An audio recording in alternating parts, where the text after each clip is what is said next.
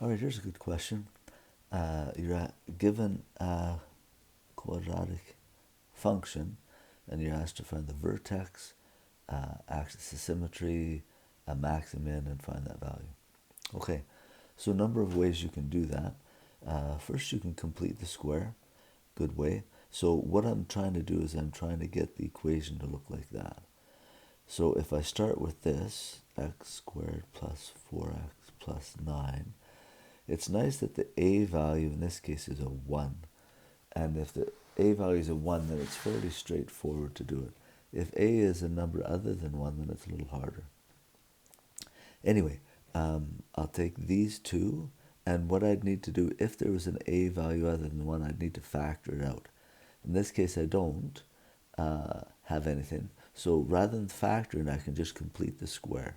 So I have x squared plus 4x plus 9. And then I take the 4 and divide it by 2 and square it. So 4 divided by 2 is 2, 2 squares 4. So I can add a 4 here. And then outside here, I can't just add a 4 in without compensating for that. So out here, I subtract a 4. If I were to have an a value, I multiply the a value by this and then change the sign out here. But if there's no a value, it's fairly easy. If it's a plus 4 here, it's a minus 4 out there. Then I factor this. So I have x squared, factoring. So to factor it, I've made it a perfect square. So it should come out to be x plus 2 and x plus 2. And the number that comes here is whatever happens in the bracket here without squaring. So 4 divided by 2 is 2. That's the number that's going to go in both those spots there. On the outside, I have 9 take away 4, which is a plus 5.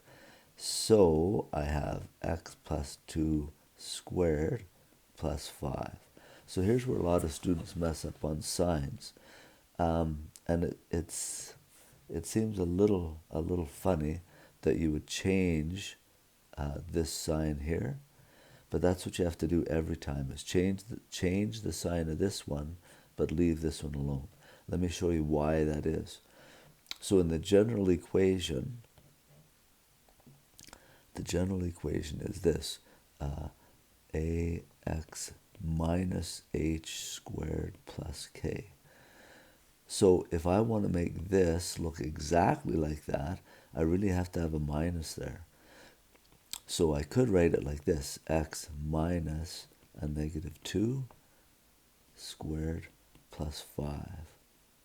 So now it looks exactly the same. So now my h value, if I look at it, the h value has to be a negative 2. You can do that, and that works. Typically what students do is they just memorize that the first one they change the sign and the second one they don't. I've graphed it over here just to prove that it is a negative 2. I graphed this function there, and sure enough the vertex is at negative 2 and 5. Hopefully that makes sense as to why many students are having trouble with that first sign. Good. And so the axis of symmetry is x is equal to a negative 2. That's the axis. That's the line that would cut that parabola in half.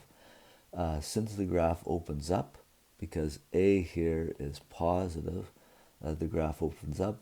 That means there has to be a minimum value.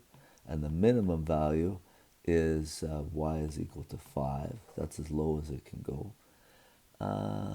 Did they need anything else? No, I think that's it.